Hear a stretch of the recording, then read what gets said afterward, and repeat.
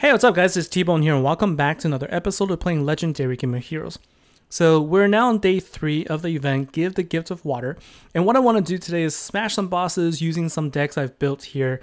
This is going to be a variety of decks, one that actually features the entire deck, but also a couple of decks that is a combination of both the support card and the main event card, and also some of the older cards. I also have one that doesn't use any of the current event cards at all, and that's my Farah deck. So let's talk about this, because this is a card that I have not talked about in the past, but she's really good. It's pre-intensity, but it's a very viable card for this particular build. So Farah, Lady of Waves, has a battle skill called Ocean Song. It lulls all enemies for 3 turns, increasing their damage taken by 25%. If the enemy's blood is in the water, this increases to 100%. And the passive here will transform an earth gem into a water gem every turn. And if the blood's enemy is in the water, this is increased to 2 gems. So this is actually a card that is very much in line with Coruscant in that it will boost the damage of your heroes. But this card will actually boost all of your heroes regardless of class. Okay, and so all of your heroes will get an increase of 25%, but if the enemy's blood is in the water, it goes up to 100. So how do you get the blood in the water? That comes from Ardor. So Ardor's battle skill, Shark Rider, will attack twice and then cause them to bleed into the water for 2 turns. So basically, once you activate his battle skill and then activate Farah's battle skill, you're going to be able to deal additional damage by 100% to your enemies. And then if you have multiple copies of Farah, you're going to have that stack and you're going to be dealing a lot more damage to your enemy. And the passive for Archer also will create a Water Power Gem 1 every 3 turns as long as you're under 50% health. And to sort of round out this build, I have 2 Bodanas here because I have spirit relics that I can pull in here to match some water gems on turn 1. So let's go ahead and do a quick guild boss fight right now using this particular deck. And it looks like my guildmates are actively attacking right now, so I don't have any that is full, but we can still see how this can how much damage this can deal just by counting the total damage output here. So with this particular deck, what's nice is Farah will create a water gem for you every turn, and so there's less concern about matching water gems. And really, you want to power up this particular deck. You want to boost your damage by activating your relic's ability as much as possible. In order to do that, you need to have your board fill up with 12 water gems or more, and so this is where Farah's ability comes in really handy, because you will get in this particular case for my build, I'm going to get 2 water gems every turn, and so that will easily fill up the board for me. And I'm also going to just make sure that match a heart gem there to increase my health a little bit, but it's probably not going to make much of a difference. So next turn is going to be my last turn, and let's try and do a match here without losing more water gems. Good. So let's go ahead now and activate all of the skills, but remember to activate Archer's first before Farah. Okay, and let's see here. I'm gonna go ahead and do this match here. And let's see how much damage we're able to output there. So you can see 800, 500, 500, and then 300 there. So basically, I'm dealing close to 2 billion damage right there, if not more. It's only showing what's remaining of the boss, but I dealt a lot more than that. I think I could have taken the boss down even at full health right there. So that's the deck that doesn't even use the current event cards. All right. So if you pull these cards from the Dust Shop, I got her from Dust Shop and Path of Champions, totally usable. And then this other one uses nothing but support cards and Coruscant, and also 2 Bodana here. So the relics, I'm using 3 Fable Relic and 2 Spirits. Again, same thing. Let's go ahead and do an attack on the boss. Let's get one that has a little bit more health. Change our boss right now to this. And let's go ahead and do an attack. And so with this one, you basically have 4 gem spawners, but you don't have the luxury of Farah's, passive skill that will actually create power gems for you. So you have to sort of create your own. And the thing to note here is you want to try and preserve your water gems if you can, and so that you don't use all of them up right away. So that's what I'm doing right now. And so I think what I want to try and do is actually do this. I believe that would be enough to power it up. Okay. And now I'm going to focus on trying to get more water gems to fall if possible. And I'm going to have to do this without losing more of my water gems. Okay, good. So there it is. So now I think I have a couple more turns I can do. I'm going to match this and move this up so I don't match that by accident. So I think I'll be able to deal a lot more damage this time because I have basically, I think I'm done. So I don't want to lose any more power gems. So I'm actually just going to go ahead and use up all of the skills. I'm going to be able to fill up the board anyway. And I'm just going to go ahead and swap the power gems. And let's see how much damage we can do here. Okay, so basically 2.2 billion for each of the cards.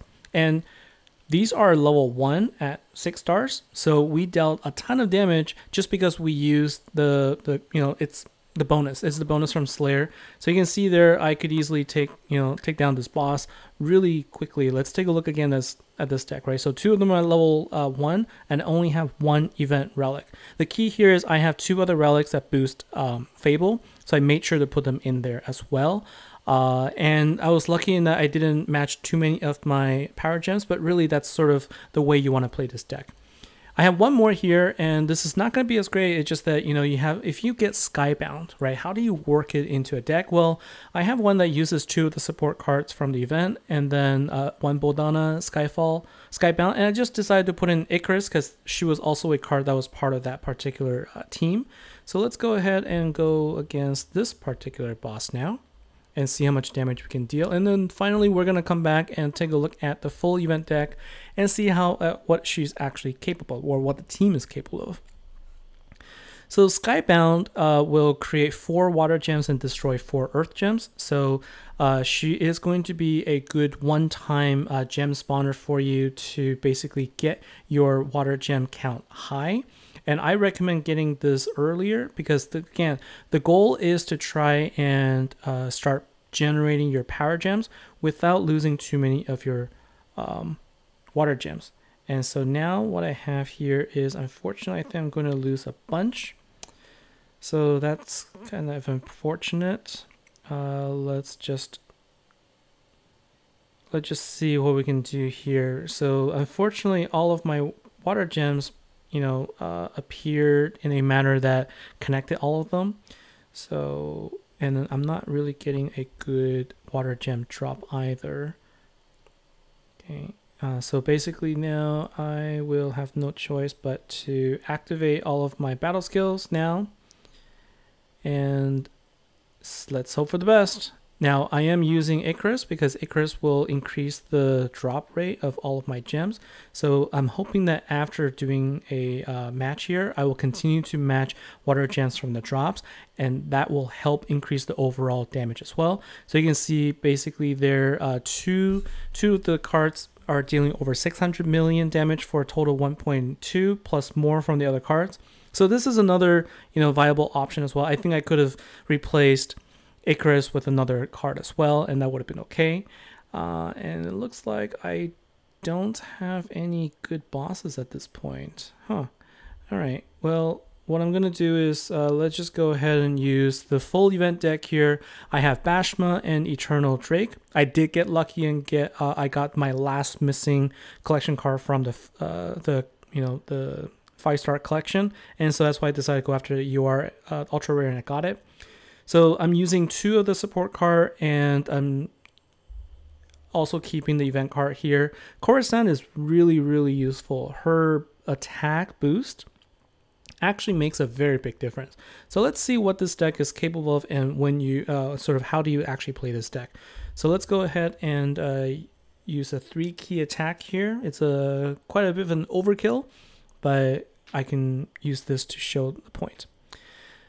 So now the key here is I don't actually have enough relics to get enough water gems on turn 1. I do have all of my Fable relics, and I have enough for 5 relics here, but I don't have one of them that can generate water. So typically I need at least 2 turns to basically power up. And if I'm lucky, I can actually get it on turn 1 based on the drop. But so basically now what I'm gonna do is I'm not going to do too high. I'm just going to go up to about 125 intensity here, so you can sort of see how much damage this can actually do. So, you know, remember in a Halloween deck, normally you want to, you know, raise the intensity as high as possible before activating the skill. But you can see with a Slayer bonus here, I am getting over 15 bill. I'm getting 16 billion and 8 billion from my support card. I awakened Bashma twice. That's why her damage is so high, but none of them are maxed. Okay, and so if I were to get intensity even higher, I was dealing close to 45-50 billion a card. All right, now let's try and see how much we can actually do. Let's see what this deck is fully capable of by trying to raise the intensity as high as possible without dying, of course. And let's see what we can do in terms of damage. Now, I think if I were to try and actually try and raise the intensity without fear of dying, I would also be bringing in Aladdin just so that I could, you know, get heals all the time. This is where the Aegis, the Aegis skills from the boss doesn't actually prevent me from healing. It prevents me from using any skills that has basically invulnerability, and so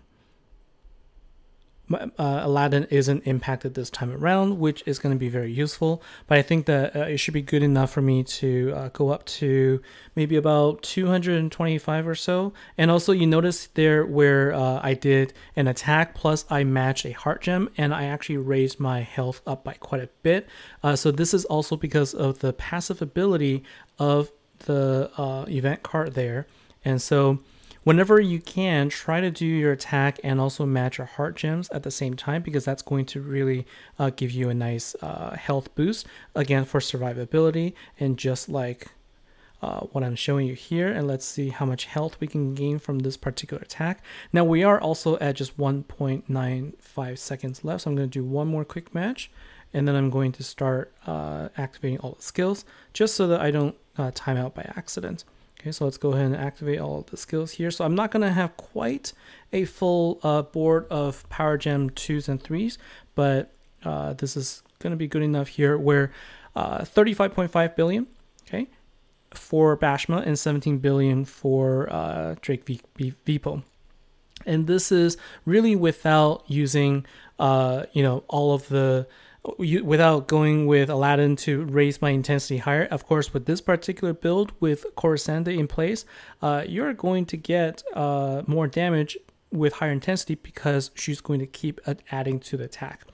And so that's pretty much it for the decks here. I think that this is, you know, this is really sort of the various variations I can think of. Now, I think there's a few more here. I know that many of you are probably running the older deck with Thor and Freya and maybe Valhalla Maiden. That's great. I only have Freya here, but I think, you know, you could also replace Freya with some you know, you could replace Boldana I showcase here with Freya if you wanted to. It's just that there is a little bit higher intensity requirement for the gem spawning. But otherwise, I think all of these are good options. And if you don't have any of those cards, let's say you don't have Boldana, but you actually have a Skuka, you can use that as well, because a Skuka also is a gem spawner, and the relics for it also is a power 2 spawner. So that's another option you can use as well, because mainly really, let's say for this particular deck, you're using your event cards as the damage dealer anyway. And so you can easily replace Boldana with a Skuka, and you should get the similar kind of damage output as well. So that's it for this video. Hopefully these decks are usable for you, that you can find some ideas from this particular set of builds here. I think there's a lot more options and a lot more ideas as well, so please let me know what your feedback is. If you have any new ideas, comment down below. Let's talk about it. Let's make sure that we get the ideas flowing. Hope you have a good event. Thanks for watching, and I'll see you in the next episode. Take care.